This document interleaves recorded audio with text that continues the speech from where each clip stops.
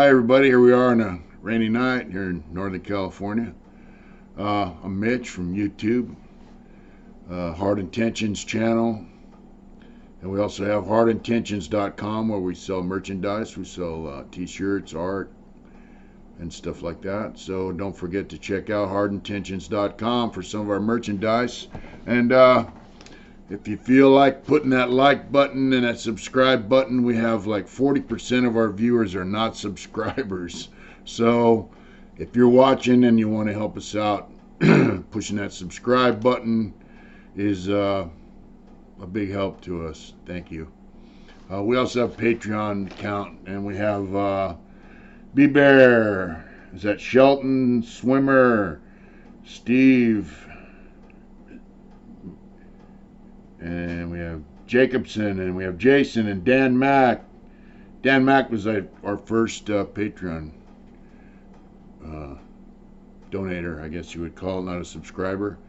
And Marcus Miller, yes. Hey Marcus, I also want to thank you very much for dinner with the wife. You know, the wife and I got remarried yesterday, and at the courthouse, and we're going to get remarried in church next month. But we posted it on our Instagram, and Marcus sent me a gift and allowed me to take the wife out to dinner tonight. So thank you very much, Marcus. We appreciate it. We also have Russell Duvall.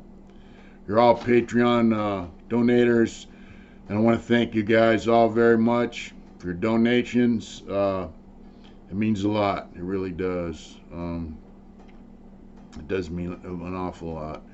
It's kind of an affirmation that we're doing right. We're doing good things, and people appreciate it, and they want to see us continue. So I just want to thank you for that. I want to thank all you guys who've donated. I want to thank everyone who's bought t-shirts from us, art prints, and all that. I went down to the hat making place, you know. I'm trying to get this emblem here embroidered on some hats because I want to have quality products. They haven't got back to me yet, so hopefully sometime next week they'll get back to me. If you hear that little drop noise, it's raining, and we got a pipe going off of our stove, our pellet stove, and the rain's tapping on it. So there's one other thing I want to do. I have a friend in prison. He's going to board in June. His name's David. He's a good guy. I think he's 60 years old. He's done about 25, 26 years, and anybody who'd like to write to him, who'd like to support him, he wants to parole to Sacramento or Placerville or Auburn area. He's got trades. He's a decent guy. His name is David. I'm going to put this up here and let the camera get refocused on that. See that? That's his address. David M. Graves. That's right. See that? That's his address. He's a dog guy, trains dogs. Camera has refocus there. He trains dogs. He's in a dog program they have in prison. Come on, camera. What's going on, man? I can edit it, babe. Anyway, that's picture David. There we go. Can you see that? David trains dogs for veterans. It's a dog program. That's a Christmas photo. Yeah. Anyway, he trains dogs. He's in dog program. It benefits him, and it also benefits the veterans that get the dogs after they've been trained by these guys in prison. It's a program. It's been around for quite a while. I think they have it in Lancaster, but it started in other states and brought it here to California. David's in that program. He's clean, sober for many, many years. He's in prison for whatever. If you write him, I'm sure he can explain that to you. He does not have a hanky crime. He's a decent guy. He'd like to meet a woman. He'd like to meet anyone who wants to support him, help him out. So if you feel like writing to David, he's a decent guy. So I was thinking about David, and he's been in prison all this time, and I thought about myself, you know, and you get uprooted, you know, and you're all of a sudden you're out here in the world. So what's that like? Well, we go through it in prison. I want to talk about that because someone said that one of my homeboys down there, Nick, down in Oceanside, said that I should Talk about what it's like to get transferred from prison to prison and the bus ride. What's the bus ride like? So, anyway, this camera's backwards, so it's kind of weird. You know, if David gets found suitable for parole, he's originally from Cocoa County. He's going to parole to Sac area, hopefully, or Auburn or Placerville. And so he's going to be thrown into an unknown environment. And so that happens a lot when you're in prison. You know, like going to prison from the county jail. In the county jail, you're not really allowed to have anything. So I sat in the county jail for almost a year before I transferred to the state prison. And when you get to state prison, they got all your stuff you got arrested with, right? And you go in this room, and they got a trash can there. And they tell you everything goes in that trash can. All your clothes, all your personal clothes, all that shit goes in a trash can. And you're not allowed to have any of that. Magazines, soap, toothpaste, toothbrushes. If you have a wedding ring, which I now wear again, you can mail that out. But you're not allowed to have anything. And so that's like the final, you know, cut the cord to the streets type of thing. I mean, it's like, hey, welcome to prison, right? So then you sit around the reception center and get transferred. Well, I got put in the hole when I was in the reception center. So when I transferred up north, I was put in a cage. They have a couple cages up front, and then they have the back of the bus. And back then, you know, and even in the hole, you could have state boots. You had regular prison blues, you know, button-up pants, button-up shirts. Now they give you pajamas, basically, to wear. So I got on the bus, and it was the cops who worked that prison, or the guards who worked that prison. They drove the bus up to the prisons that you were transferring to, San Quentin or Tracy or wherever. The cops from Chino drove that bus up there.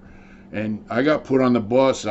You're belly chained, you know, with your hands are handcuffed and shackled to your waist, and then you have ankle chains on. And there's a bathroom at the back of the bus, you know. But I mean, you ever try to take a piss while you're handcuffed, you know, to your belly? It's kind of hard.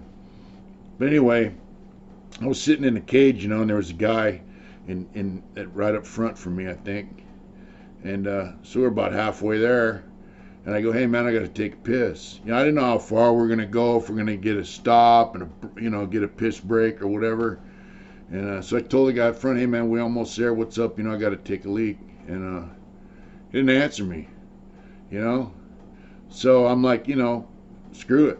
I just unzipped my pants and leaned forward and pissed on the floor, and it all rolled out of the cage and up to the front where the cop driving the bus was. You know, they were giving me dirty looks and talking smack, you know, but, you know, they should have answered me, you know. Bottom line, you know, you got to go. But, you know, we got to San Quentin, and I did my thing. And then when I transferred from San Quentin to Vacaville for program years later, same thing. The cop who worked at San Quentin was on the bus, you know. And then later, when I went back to San Quentin, now they started giving you a jumpsuit, and it was pretty heavy duty. You know, in the early years when I got transferred, I didn't really trip on looking out the window at the world. You know, I hadn't been down that long, and I was kind of stuck, this mentality, trying to get right with just being in prison, you know. But back then, you could take a pack of cigarettes on the bus and a book of matches, and you could smoke on the bus, and you could talk a little bit. They didn't really tell you to shut up or any of that kind of stuff. They'd ask you to hold it down. But you could talk on the bus, and you could smoke on the bus. And I wasn't a big talker, really, on the bus rides. It gets kind of, you know, guys get real chatty. I'm always kind of suspicious about guys who try to chum up with you on the bus and chat with you, because it's like, you know, what's their intent, you know? So I would just kind of get wrapped up in my own thoughts, you know. But later on, when I went back to Quentin, they started giving you these jumpsuits, and they're kind of one size. they had a few sizes. They're always too damn small. I'm 6'4", so you can imagine a jumpsuit one size fits all doesn't fit me too well, you know. So also the ankle chains, ankle cuffs they have, you know, the shackles they put on your ankles are usually too small for me. A couple times, man, they would put them on and just squeeze them on there, and then, you know, while you're on your bus ride, your freaking hands, and because my wrists are kind of big as well, you know, they swell up because they're being squeezed by these handcuffs. Well, my ankles would do the same thing. My feet would get all discolored, man. They don't give a shit, you know. But so I hated bus rides, man. And you know, you can imagine what it's like. You're in a prison for a certain amount of time, you know, and all of a sudden they're saying, hey, you got to transfer. Now, if it's someplace you want to go, you know, you're up for a transfer and you ask to go to a certain prison because you want to go there or whatever, then it's like, you know, whatever. It's, you kind of accept the fact that you're going to be on a bus for a while. And once you get to where you're going, it's all good, right? But, you know, most of the time, bus rides are not a very pleasant thing because you're not going someplace. They're usually uprooting you. You know, when I went back to San Quentin, they were making it a level 2, and so they transferred 360 something guys to New Folsom, level 4, because San Quentin was a level 4. They're making it a level 2, you know, and they just came and told us, hey, you know, pack it up, it's time to go. None of us really believed that they were going to do that, and so they put us all on a bus. Same thing, you had the red canvas type material. Bus ride, you know, you wear your boxers and your socks on the bus, you know, and that's it back then. You know, I used to wear, you can wear tennis shoes now. They kind of took the state boots off the bus rides. Guys were using the shoelaces in their state boots to strangle guys in front of them on the bus. So, yeah. So they took the state boots away. Then they started giving out flip-flops, but not quite yet. But also in the bus, there's 2 cops in the front and 1 in the back. And the guy in the back has a Mini 14 and a shotgun and all that. And all the cops have pistols. It's a pretty serious operation, you know, taking a bus ride. And when I seen that movie with Nicolas Cage in it, where they hijack a prison bus, I just thought that was hilarious, because that ain't going down. Someone tries to get next to that bus, they're going to be faced with some serious firepower. But anyway, now when I went to New Folsom, they're on the trip of, you know, no talking on the bus, right? And so this guy was like, you know, chatty, talking. They told me, hey, you know, shut the fuck up. And you know, they don't ask you, hey, be quiet. They just tell you to shut the fuck up. It's my bus, shut up. And this kid was like, yeah, mouthy with him, you know. And so we got to New Folsom and R&R, and they took the dude off the bus, and they put the first few guys on the wall there. They put an X. They got a magic marker and put an X on his back, on his shoulder, on his jumpsuit. And so when everyone got in and everything, we never saw that dude again. I think they beat his ass and took him to the hole. So that's kind of a, you know, just if you ever find yourself in prison and you're on transport, which you will be, just keep your mouth shut and don't fat mouth the bus drivers, because they will take you off the bus at one point and beat your ass. They don't fuck around. They don't mess around. They don't want to hear it, you know. And so that was, then when I was at New Folsom for a while, and then when I transferred to Tracy, that's when they started doing the, like, they put me in R&R, and they normally just handcuff you like this. You know, well, they handcuffed us behind our backs in R&R. And what really sucks about a bus ride, man, is you know, you go down there like 3 in the morning, and you don't get on the bus until 8, 9 o'clock sometimes. If you're lucky, you'll get on the bus at 6 and roll out at 7.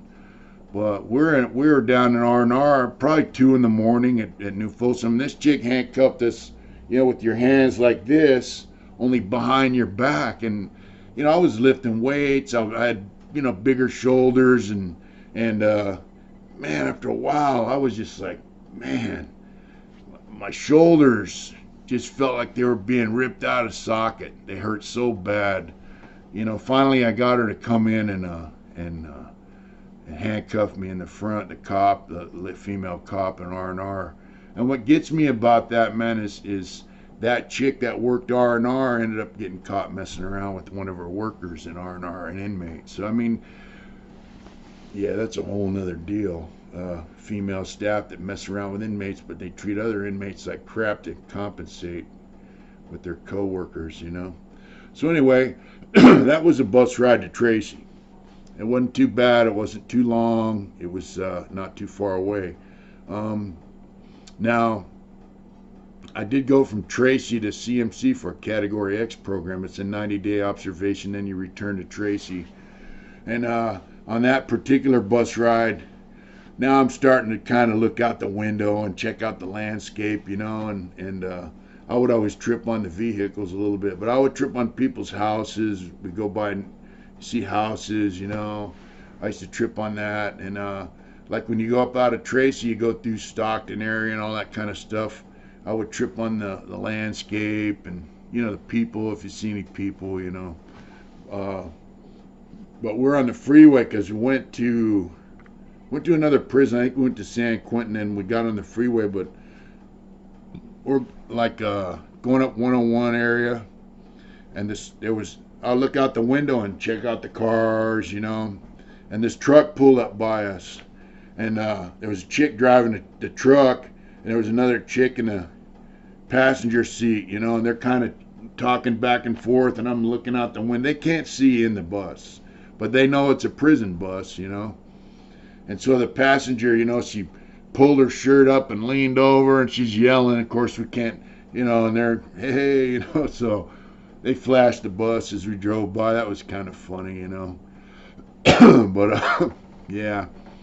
And then, of course, after my program was done, I got transferred back to Tracy on that bus ride. Now, bus rides are kind of getting long because I went from Tracy to Donovan in 93, and that bus ride was quite a ways. I mean, we laid over in Tehachapi for the night. So we went from Tracy to Corcoran to Tehachapi and then down to Donovan. It was quite a long ride. And what I tripped on that ride was going down, I think it's 99. You see lights off in the distance of all the new prisons they built. And I thought, man, they just turned this into a prison state, That was in 93. So now they have even way more prisons down in that Central Valley, But that bus ride, man, now, even if you can stand up and go use a pisser, you're in a bus that's bouncing down the road, right? And you're shackled and you can barely get your stuff out to take a whiz. And, it's not easy. I mean, I remember we got to Donovan. We got there, I had to piss so bad, but man, I was just froze up, dude. A dude's like, hey, just try to sit down and take a leak, But it took me about a good hour to finally calm down and relax so I could take a whiz. That was a long bus ride, and it's nasty. And when you get on them buses, they give you a sack lunch. That's usually peanut butter or some stale bologna.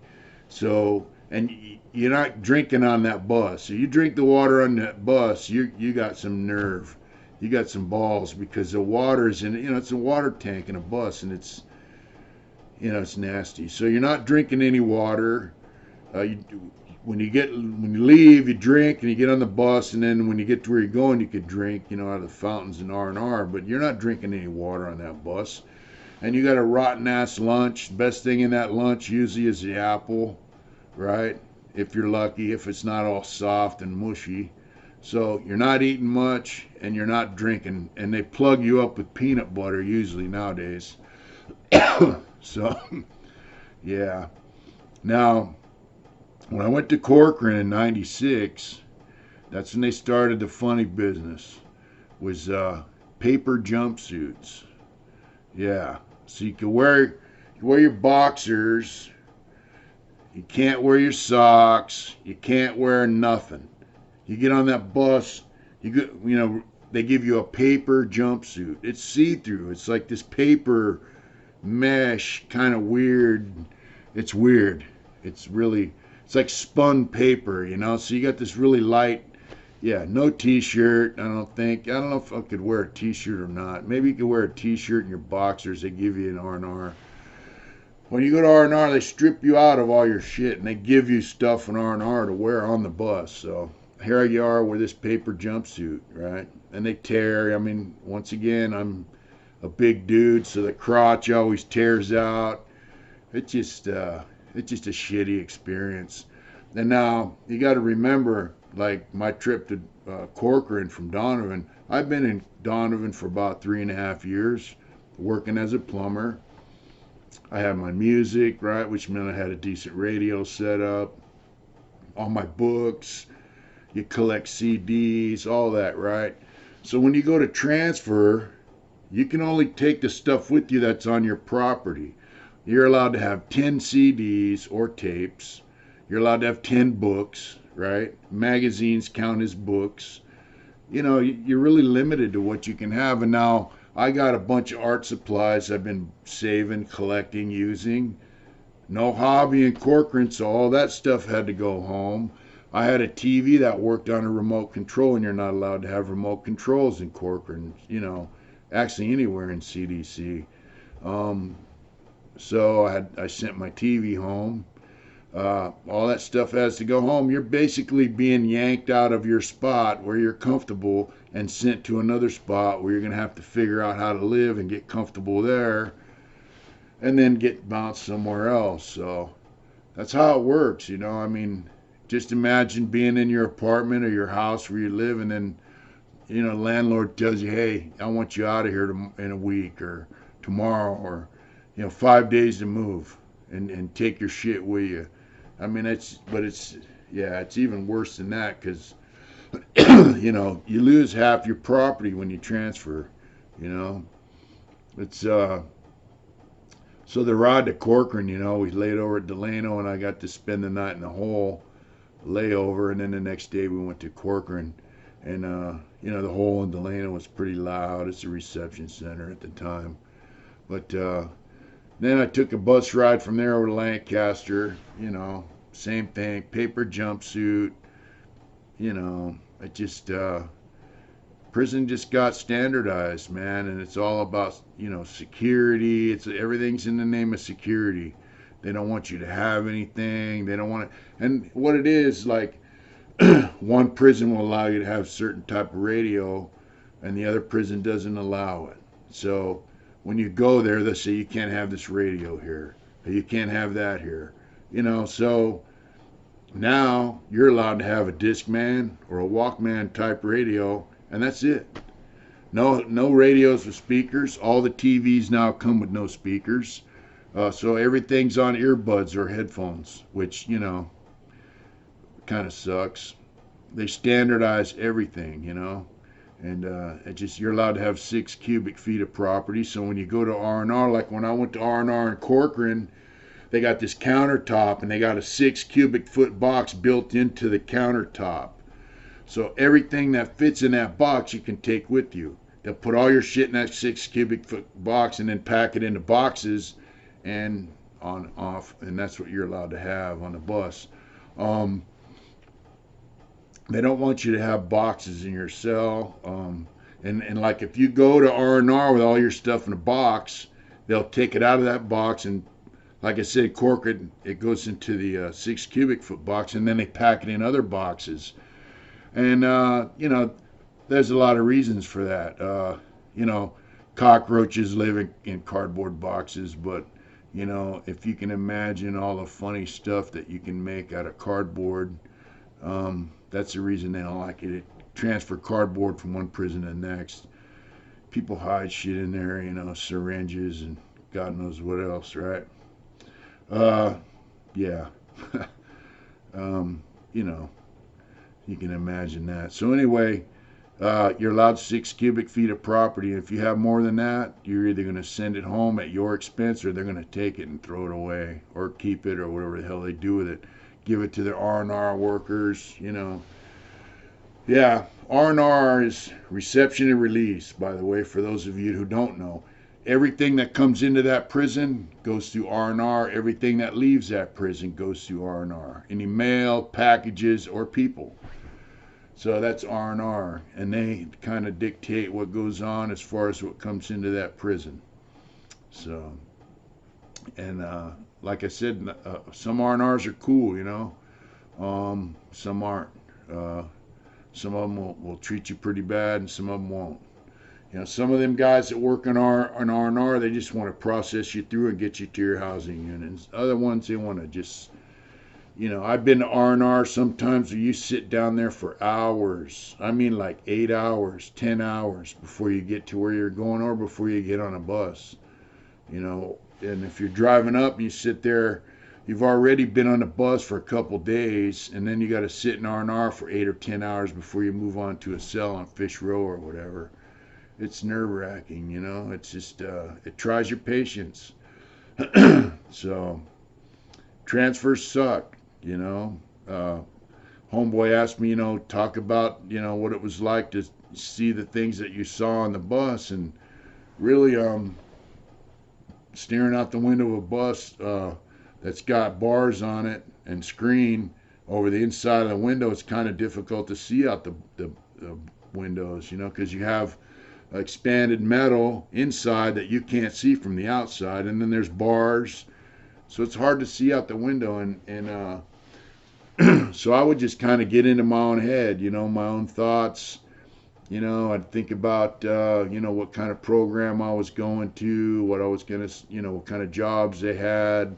Before you transfer, you kind of ask around people who have been there, like, hey, I'm going to Corcoran, level 4. What's that like? What do they have there? What kind of jobs do they have there? What's the food like? What's a yard like? Is the yard split in half? So you gather up all the information you can before you leave. So on the way to wherever I would be going, I would be thinking about where I'm going, you know. Whereas if you're moving from San Diego to, you know, San Jose, you're thinking about your new home in San Jose and your new job and the neighborhood, right? Well, it's the same thing in prison, you know, because by now I'm already thinking I'm never getting out. So I'm thinking about my next stop, where it's going to be and what's available. And, you know, one of my last transfers was to CMC West, because I had valley fever, and it's a high-risk medical prison. And I was high-risk medical because I had valley fever. So they sent me to this dorm living prison, and I was so pissed off because, you know, one thing I like music. So one thing I always strive for is to have the baddest radio I could get. And my wife can attest to that. I mean, I'd come up with all kinds of scams to get it radio, and, you know, some of them worked and some of them didn't. But when I was selling tobacco illegally, I finally got my hands on a decent radio. Cost me a can of Bugler. And this was not, by now you're not allowed to get radios in with speakers. But if the rule is, if you had them, you could keep them, right? So I got this Sony boom box, and it was a white one with the grill that looks like the front of a, you know, Art Deco-y big speaker, orange speakers, white radio, you know. Sony Sport boombox, man, that thing was badass. You know, I loved it.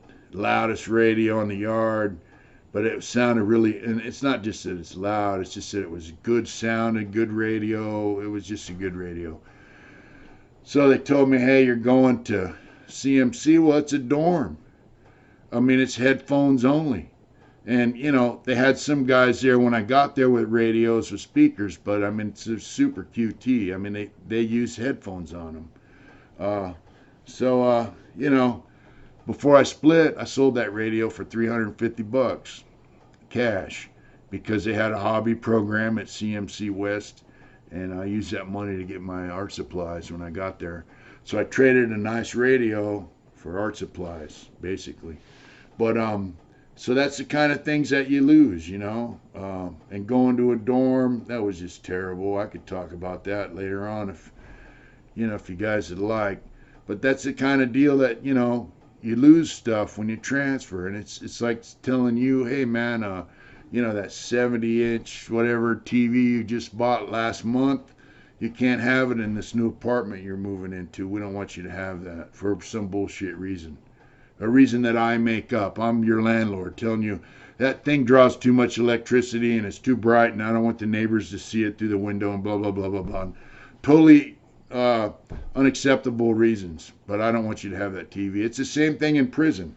It's worse because some moron makes up a rule and it affects you, but not the guys that were there before you. So here I was asked out of my radio when there were guys on the yard with the exact same radios I had to give up before I went there. That's how it is, So transference sucks. Transfers suck, especially when you're someplace comfortable with equipment that you like. And, when I went to Corcoran, I had to give up all my art supplies. There was no hobby in Corcoran. And 2 years later, I went to Lancaster. There's hobby. So I had to start my hobby all over again, And so that's, when I got kicked out of San Quentin, went to Soledad. No hobby in Soledad anymore. So all my art supplies, couldn't have them, And then, when I went to CMC for that high-risk medical, boom, I could have art supplies. So, and by then I'm no longer involved in illegal activity. So how do you get money for art supplies? You got to get a bullshit job, whatever. You got to figure tubes of paint cost anywhere from $5 to $50. Paintbrushes cost the same. I got paintbrushes that cost over $100. So I mean, it's not easy to collect that kind of money and get rolling with hobby once they've taken it from you. But the thing about being an artist for me is whenever hobby was available, I had to do it. I just had to. I couldn't just sit around and not do it, So that's pretty much the story of transfer. It just sucks, and it's something that people don't consider. Out here in the world, you think, guys in prison, he's going from one fucked up prison to a really nice prison. Well, the transfer part is what hurts, and what people might think is a bad prison, like guys that say, that prison's crazy, I'd hate to be there. Guys that are there for a while, it becomes normal to them, and they start liking it, and they get dug in, they get comfortable, and they don't want to leave. So why would you not want to go to that level 2 down there, or that level 3 or whatever? It's the transfer hurts more ways than one. So homeboy mentioned that I should talk about transfers, so there's my transfer story. And in the end, I finally got transferred to the world, and here I am, and I'm glad to be here. And I'm glad you guys watch this channel of mine. My wife puts a lot of work into editing these things so they come out decent. And if you have any topics you'd like me to address, you can shoot me a message, and I'll try to get to it. I've gotten so many messages. If I haven't answered, I'm sorry. I try to answer as many things as I can. I just get so much now. I'm backed up, but I want you to know I appreciate all you people that watch, and I really appreciate everyone who's bought T-shirts and artwork from us, and like I said, I'm working on the hats. It seems like a long process, and it is, but I'm working on it. And I just appreciate all your support, and your positive input very much. And once again, folks, there's my friend David and the dog Chubby. Yeah, there he is. And there's David's hookup. Once again, his name is David Graves. He's going aboard here in June. It's a K38047. Yes, indeed. Any of you ladies need a decent guy, or anybody that just wants to help a man out who's trying to get back in the world and do right, and I can tell you he's in a recovery program. He's a decent guy, and I know he would love to hear from you. And you know what, folks? You only live once. So do it hard, whatever it is you're doing. Thank you very much. And remember, as one of our subscribers said, if you don't do it hard out here, you're going to be doing it hard in there. Thank you, folks. Good night.